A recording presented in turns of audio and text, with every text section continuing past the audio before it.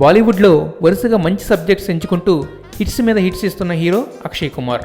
మనోడు సినిమాలు చేయడంలోనే కాదు, ఎఫ్ఐఆర్లు నడపడంలో కూడా ముందుంటాడు.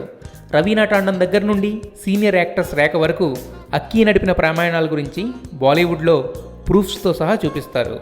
ఆ సీజనల్ లవ్లో భాగంగానే ట్వింకిల్ ఖన్నాతో కనెక్ట్ అయ్యాడు. అయితే ఆమె పవర్ఫుల్ సినిమా బ్యాక్గ్రౌండ్ ఉన్న యాక్ట్రెస్ కావడంతో చేసేది లేక బాయ్ ఫ్రెండ్ నుండి భర్త పోస్టుకు మారాడు.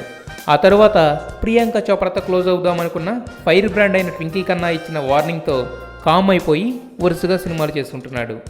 కానీ హౌస్ఫుల్ 3లో అక్షయ్తో హద్దులు దాటి రొమాన్స్ చేసిన శ్రీలంకన్ బ్యూటీ జాక్వెలిన్ అతనిపై మనసు పారేసుకుందట.